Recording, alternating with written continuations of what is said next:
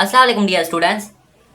Class 10 computer science federal board unit 1 की exercise हमारे पास आ जाती है 1.3, जिसमें हमारे पास है कॉमन कोडिंग स्कीम और उसमें हमारे पास आस्की एंड यूनिकोड है। आस्की एंड यूनिकोड को स्टडी करने से पहले कॉमन कोडिंग स्कीम को समझेंगे कि ये क्या होती है। अच्छा, तो हमारे पास पता है कि कंप्यूटर 0 और 1 की फॉर्म में जो लैंग्वेज होती है उसको समझता है, जिसको हम बाइनरी लैंग्वेज भी कहते हैं या बाइनरी वैल्यूज भी कहते हैं। अभी इंग्लिश, उर्दू, फ्रांस, अमेरिकन, ये कैसे समझेगा? इमोजीज होते हैं, वो कैसे समझेगा? हमें तो पता है कि बाइनरी लैंग्वेज समझता है कंप्यूटर, 0 और 1 की फॉर्म में जो नंबर्स होते हैं उसको समझता है। इन सारी लैंग्वेज को कैसे समझेगा वो कंप्यूटर? बेसिकली इसको ही हम कॉमन कोडिंग स्कीम कहते हैं, जो हमें सारी वैल्यूज की नंबर्स देती है बाइनरी लैंग्वेज में। ठीक है, लाइक हम बात करें ए की। ठीक है, यहाँ पे हमें पता है कि इंग्लिश अल्फाबेट का एक लफ्ज है ए। ठीक है, तो कंप्यूटर कैसे समझेगा? ये तो 0 और 1 की फॉर्म में है ही नहीं, तो कंप्यूटर ए को कैसे समझेगा? बेसिकली ए को बाइनरी लैंग्वेज में कन्वर्ट किया जाता है, बाइनरी लैंग्वेज में कन्वर्ट किया जाता है। इसका ही यही हमारे पास होता है कॉमन कोडिंग स्कीम, जिसमें हमारे पास समझ आती है कि अदर लैंग्वेज में कौन कौन से अल्फ़ाबेट हैं और वो अल्फ़ाबेट कंप्यूटर कैसे समझता है, उसको कैसे बाइनरी लैंग्वेज में कन्वर्ट करके हमारे पास आउटपुट देता है। बेसिकली वो ही हमारे पास कॉमन कोडिंग स्कीम से। अभी हमारे पास आ जाता है सवाल एक, why coding scheme, why coding schemes used. पहला तो हमारे पास आ जाता है डेटा रिप्रेजेंटेशन। डेटा रिप्रेजेंटेशन, कोई भी हम डेटा वगैरह डालते हैं उसको हम अच्छे तरीके से रिप्रेजेंट करेंगे तो कंप्यूटर भी हमें अच्छे तरीके से आंसर देगा। अगर हम गलत तरीके से रिप्रेजेंट करेंगे अपनी डेटा को तो कंप्यूटर भी हमें गलत तरीके से आंसर देगा। मतलब डेटा रिप्रेजेंटेशन के लिए हम यूज़ करते हैं कोडिंग स्कीम को, क्योंकि हमारे कीबोर्ड में जब हम जाते हैं टाइपिंग वगैरह करते हैं तो हमारे पास एक सेटिंग होती है कीबोर्ड की, जहाँ पर हमारे पास बहुत सारी लैंग्वेज होती है। कीबोर्ड की सेटिंग होती है जहाँ पे हमारे पास बहुत सारी लैंग्वेज नजर आती है। वो कीबोर्ड कहता है कि आप को जो समझ आती है वो लैंग्वेज चॉइस करो। आप वही चॉइस करते हो लैंग्वेज जो आपके लिए आसान होती है। लाइक हम इंग्लिश की बात करें तो इंग्लिश हमारे लिए आसान है, क्योंकि ये पॉपुलर भी हो गई है बहुत सारी। तो बहुत सारे लोग होते हैं जो इंग्लिश को सिलेक्ट करते हैं, बहुत सारे ऐसे लोग होते हैं जो उर्दू को सिलेक्ट करें, मतलब ऐसी लैंग्वेज को सिलेक्ट करते हैं जो उनके पास इजीली समझ आ जाए। ठीक है, ये हमारे पास डेटा रिप्रेजेंटेशन होती है। ठीक है, जो हम टाइपिंग के थ्रू कंप्यूटर, पीसी वगैरह को देते हैं। मतलब कोडिंग स्कीम एक हमारे पास डेटा रिप्रेजेंटेशन के लिए बहुत मैटर करती है। क्यों मैटर करती है? क्योंकि हमें पता है कि कंप्यूटर 0 और 1 की फॉर्म में जो लैंग्वेज होती है, जिसको हम बाइनरी लैंग्वेज कहते हैं, वो समझता है। तो वो अदर लैंग्वेज कैसे समझेगा? वो ही हमारे पास बेसिकली डेटा रिप्रेजेंटेशन होती है, जो हमारे पास कीबोर्ड सारी लैंग्वेज देता है, सारी प्रेजेंटेशन हमारे पास सारी लैंग्वेज की प्रेजेंटेशन देता है कि ये आपके पास लैंग्वेज है, ये आपने चॉइस करनी। मतलब डेटा रिप्रेजेंटेशन हमें देता है कोडिंग स्कीम। सेकंड हमारे पास आ जाता है स्टैंडर्डाइजेशन। स्टैंडर्डाइजेशन, ठीक है, ये क्या होता है? स्टैंडर्डाइजेशन सारे कंप्यूटर्स, चाहे मोबाइल हो, चाहे लैपटॉप हो, चाहे कंप्यूटर हो, सब में सेम हो। क्यों सेम हो? क्योंकि जो सेटिंग, मतलब जो भी हम कीबोर्ड वगैरह खोलते हैं, ये हमारे पास कीबोर्ड है, इसकी सेटिंग हम खोलते हैं तो बहुत सारी लैंग्वेज हमें दिखाई देती है। तो मतलब हमें स्टैंडर्डाइजेशन से ये अंदाजा हो रहा है कि सारी चीज़ों का सेम होना, कंप्यूटर में भी वैसी हो, लैपटॉप में भी वैसी हो, और पीसी पर्सनल कंप्यूटर जिसको हम मोबाइल फ़ोन कहते हैं उस पर भी वैसी की वैसी हो। जैसे ये कि हम कीबोर्ड की बात करते हैं, क्योंकि सारी लैंग्वेज हमारे पास कीबोर्ड में आ जाती है। ठीक है, क्योंकि हमने एक लैंग्वेज को ही डिस्कस करना है। क्यों लैंग्वेज को डिस्कस करना है? क्योंकि हमारे पास पता है कि बाइनरी लैंग्वेज कंप्यूटर समझता है और लैंग्वेजेस अल्फ़ाबेट्स वो कंप्यूटर कैसे समझेगा, वो ही हमारे पास मेन टॉपिक है। कैसे वो मेंटेन करता है सारे अल्फ़ाबेट्स को, हमारे पास मेन टॉपिक यही है। ठीक है, तो स्टैंडर्डाइजेशन में ये अंदाजा हो रहा है कि हमारे पास जो सेटिंग मोबाइल फ़ोन में जो हमारे पास कीबोर्ड में नजर आती है, वही हमारे पास कंप्यूटर में वैसी की वैसी हो और लैपटॉप में वैसी की वैसी हो। ऐसा ना हो कि उसमें इमोजीज हो और उसमें इमोजीज हो ही ना, मतलब लैपटॉप में इमोजीज हो और कंप्यूटर में इमोजीज हो ही ना, ऐसे नहीं चलता। ठीक है, हर मोबाइल फ़ोन में हर लैपटॉप में, हर कंप्यूटर में सेम सेटिंग ही होती है कीबोर्ड की या लैंग्वेज की। हर ऑप्शन आता है, हर लैंग्वेज का ऑप्शन आता है। बेसिक इंस्टेंटाइजेशन उसको ही कहते हैं मेंटेनेंस। जो सेटिंग हमारे पास कंप्यूटर में हो वो मोबाइल फोन में भी हो, क्योंकि कंप्यूटर की शेप भी चेंज होती है और मोबाइल की भी शेप चेंज होती है और लैपटॉप की तो बिल्कुल चेंज होती है। ठीक है, तो मतलब सेटिंग सब में सेम हो, स्टैंडर्डाइजेशन का यही मकसद है। अगर स्टैंडर्डाइजेशन नहीं हुई तो हमारे पास बहुत सारी डिफिकल्टीज भी आ सकती हैं। पहली हमारे पास आ जाती है डेटा रिप्रेजेंटेशन, जिसमें हम हमारे पास सारी डेटा को अच्छे तरीके से रिप्रेजेंट कर सकते हैं। दूसरी हमारे पास आ जाती है स्टैंडर्डाइजेशन। स्टैंडर्डाइजेशन में हमारे पास सेम सेटिंग हो, जैसा मोबाइल में हो वो वैसे ही कंप्यूटर में हो या लैपटॉप में हो, सेम सेम सेटिंग हो। थर्ड हमारे पास आ जाती है एफिशिएंसी।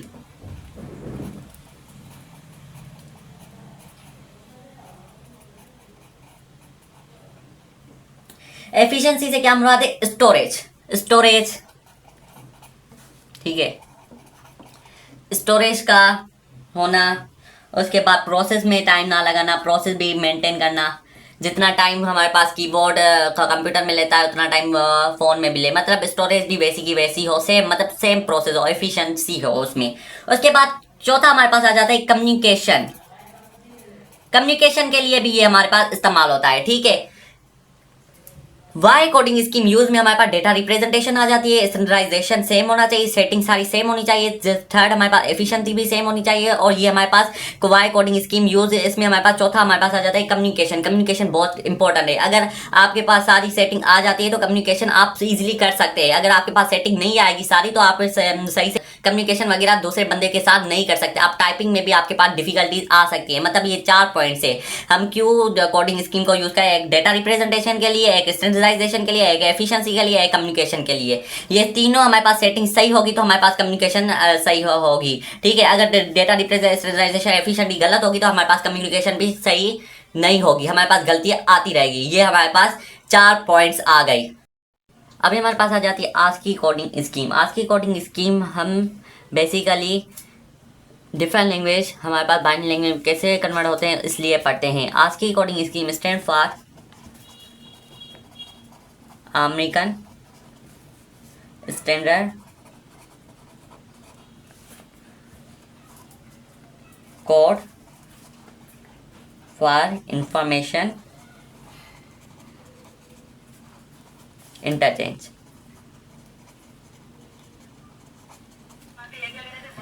तो आज की कोडिंग स्कीम हम एक अल्फ़ाबेट्स के लिए पढ़ी जाती है।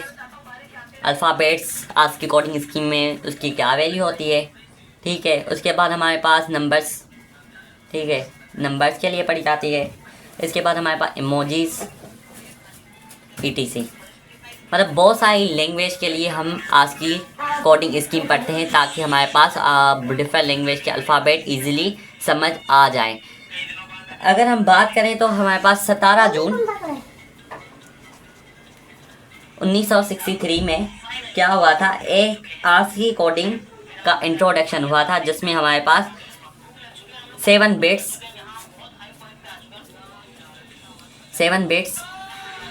की लैंग्वेज आई थी।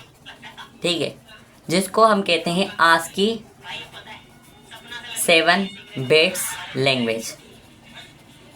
आज की 7 बिट्स लैंग्वेज ये।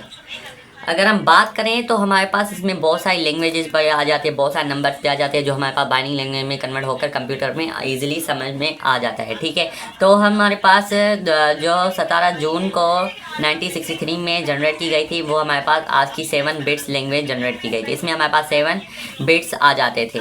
मतलब हमें पता है कि बाइनरी लैंग्वेज की क्या होती है, बेस 2 होती है। तो 2 नीचे लिखेंगे, 7 ऊपर लिखेंगे, तो ये हमारे पास 128 मतलब 128 कैरेक्टर में कन्वर्ट हो जाएगा। मतलब आज की 7 बिट्स हमारे पास पहली लैंग्वेज थी जो इंट्रोड्यूस हुई थी, किसके लिए? डिफरेंट लैंग्वेज के लिए, जो हमारे पास इजीली हम समझ सकते थे। हम आप देखते हैं कि मोबाइल में आप टाइपिंग वगैरह करते हैं या किसी से कम्युनिकेशन करते हैं व्हाट्सएप पे, तो आप लिखते हैं इंग्लिश में। ठीक है, इंग्लिश या उर्दू में। तो वो अल्फ़ाबेट्स उसको कैसे समझता है कंप्यूटर? वो बाइनरी लैंग्वेज में कन्वर्ट करके उस सारी जो भी हम अल्फ़ाबेट उसमें इंक्लूडेड करते हैं, इनपुट करते हैं, उसको कन्वर्ट करके बाइनरी लैंग्वेज में, उसके बाद कंप्यूटर समझता है कि ये बंदा ये लिख रहा है, फिर वो कंप्यूटर वो सारी डेटा दूसरे बंदे को ट्रांसफ़र कर देता है। ये हमारे पास क्या होता है, आज की 7 बिट्स होती है। आज की 7 बिट्स में हमारे पास क्या था, 128 कैरेक्टर थे, मतलब इसमें इंग्लिश लैंग्वेज आ जाती थी। बस इसमें हमारे पास इंग्लिश लैंग्वेज आ जाती थी, इससे ज़्यादा नहीं आ जाती थी। मतलब दूसरी लैंग्वेज नहीं समझ सकता था, सिर्फ इंग्लिश लैंग्वेज समझ सकता था आज की कोडिंग स्कीम में कंप्यूटर। तो हमें पता है कि कंप्यूटर हमारे पास बाइनरी लैंग्वेज समझता है जो 1 और 0 की फॉर्म में होती है। तो आज की कोडिंग स्कीम में क्या होता है, आज की कोडिंग स्कीम में बहुत सारी लैंग्वेजेस आई थी, बहुत सारी डिफरेंट लैंग्वेज के लोग थे। तो उसके लिए हमारे पास आज की कोडिंग स्कीम को जनरेट करना बहुत ज़रूरी था, जिसकी मदद से कंप्यूटर वो समझता है कि इसको हमने बाइनरी लैंग्वेज में कन्वर्ट करके लोगों तक कैसे पहुँचाना है। आज की 7 बिट्स में 128 कैरेक्टर थे, ठीक है, उससे ज़्यादा ना उससे कम, सिर्फ इतने कैरेक्टर कंप्यूटर समझ सकता था। अगर हम बात करें इंग्लिश के अलावा अल्फ़ाबेट्स की, तो वो कंप्यूटर समझता ही नहीं था, वो कैसे समझेगा। इसके लिए हमारे पास आज की 8 बिट्स जनरेट करना बहुत ही इम्पोर्टेंट था। आज की कोडिंग स्कीम में हमारे पास आज की 8 बिट्स कोड जनरेट हुआ था, जिसमें हमारे पास 2 की पावर 8 और हमारे पास 256 कैरेक्टर आ जाते थे इजीली। 56 कैरेक्टर आज की 8 बिट्स कोडिंग स्कीम में 256 कैरेक्टर जनरेट किए गए थे। अगर हम टेबल की बात करें कैरेक्टर्स की, एंड हमारे पास आज की 8 की, ठीक है, तो हम बात करें 256 कैरेक्टर थे 0 से लेकर 9 तक। आज की 8 में क्या थे, 46 के लेकर 57 तक, ठीक है। उसके बाद हम बात करें इंग्लिश अल्फ़ाबेट की A to Z, मतलब capital A to Z 65 to 90। अगर हम स्मॉल A to Z की बात करें, स्मॉल A to Z, ठीक है, स्मॉल, वो हमारे पास 97 से स्टार्ट होते थे और 122 पर ख़त्म हो जाते थे। मतलब 0 = 46, फिर 1 = 47, मतलब ऐसे चलते जाते थे।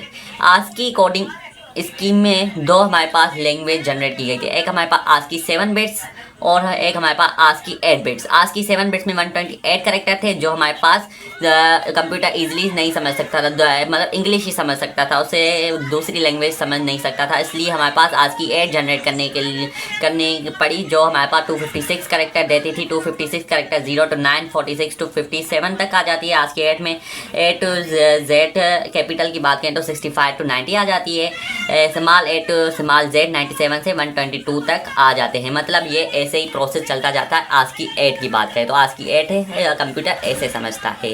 आजकल के दौर की बात करें तो आजकल के दौर में बहुत सारे ऐसे लोग होते हैं जो टाइपिंग भी करते हैं या वॉइस वगैरह भी करते हैं व्हाट्सएप पे। जब टाइपिंग वगैरह करते हैं तो कंप्यूटर उसको इजीली कैसे समझता है, क्योंकि हमारे पास आज की 8 उसमें मदद करती है। ये हमारे पास इंग्लिश अल्फ़ाबेट से देती है। अभी हमारे पास आ जाती है यूनिक कोडिंग स्कीम। हमने आज की 7 पढ़ा, आज की 8 पढ़ा। आज की 7 में 128 कैरेक्टर आ जाते हैं और आज की 8 में हमारे पास 256 कैरेक्टर आ जाते हैं। आज की में क्या था, सिर्फ इंग्लिश लैंग्वेज समझता था computer easily. Urdu, France, emojis, ये दूसरी लैंग्वेज नहीं समझता था और इमोजीज तो बिल्कुल भी नहीं समझता था। तो उसके लिए हमारे पास एक ऐसी लैंग्वेज जनरेट करने की ज़रूरत पड़ गई जो आल लैंग्वेज, आल इमोजीज को ईजिली समझ सके। सेम सेटिंग सब कंप्यूटर्स, लैपटॉप्स और मोबाइल्स में हो। इसलिए हमारे पास यूनिक कोडिंग स्कीम के नाम से एक लैंग्वेज जनरेट की गई, जो हमारे पास 1991 में इंट्रोड्यूस की गई। ये हमारे पास इंटरनेशनल लैंग्वेज है, इंटरनेशनल कैरेक्टर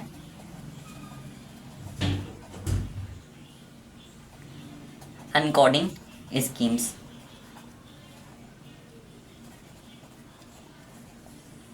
यूनिकोडिंग स्कीम ने हमारे पास सारी प्रॉब्लम्स का हल निकाल के दिया है।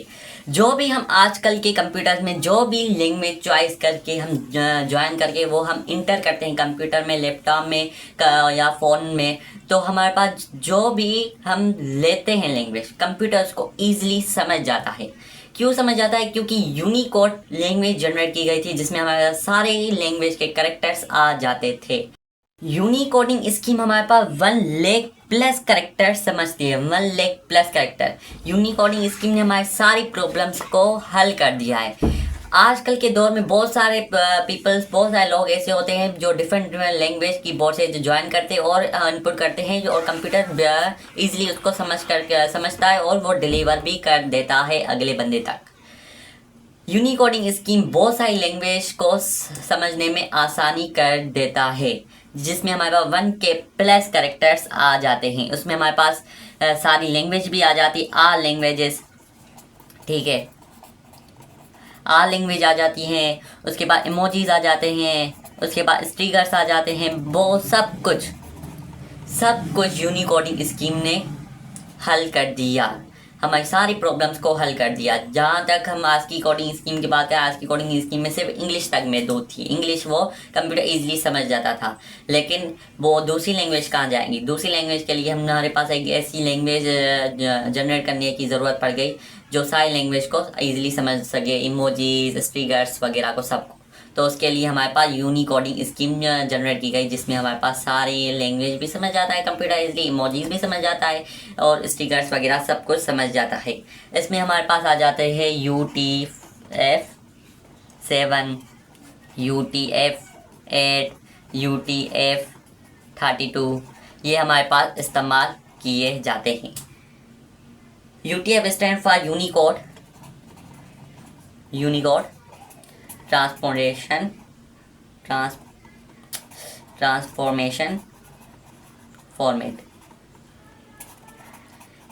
यानी सारी लैंग्वेज यूनिकोडिंग स्कीम समझता है। और UTF-7, UTF-8, UTF-32 ये हमारे पास सारी लैंग्वेज को बाइनरी लैंग्वेज में कन्वर्ट करके कंप्यूटर को समझाते हैं।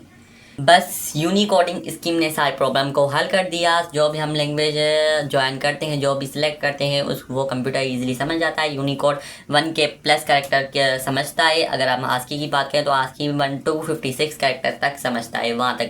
बस आपने ये याद रखना है कि हमारे पास ASCII 17 जून 1963 में जनरेट की गई थी। अगर हम यूनिकोड की बात करें तो यूनिकोड हमारे पास 1991 में जनरेट की गई थी। इसमें हमारे पास 256 कैरेक्टर आ जाते हैं। इसमें हमारे पास क्या आ जाता है? 1,00,000+ कैरेक्टर्स, 1,00,000+ कैरेक्टर्स आ जाते हैं जो कंप्यूटर इजीली समझ सकता है। बस ASCII कोडिंग स्कीम है, यूनिकोडिंग स्कीम में यही फ़र्क है। उसमें 256 कैरेक्टर्स से इसमें हमारे पास 1,00,000+ कैरेक्टर कंप्यूटर समझ जाता है। इसको हम इंटरनेशनल कैरेक्टर इनकोडिंग सिस्टम भी कहते हैं, जो सारी दुनिया में चलता है। होप तो आपको यहाँ तक समझ आ ही गया होगा। अगर समझ आ गया है तो प्लीज़ सब्सक्राइब का भी बटन दबाइए, लाइक का भी बटन दबाइए, ताकि ऐसी एजुकेशनल वीडियोस आप तक पहुँच जाए। Thank you, see you next video.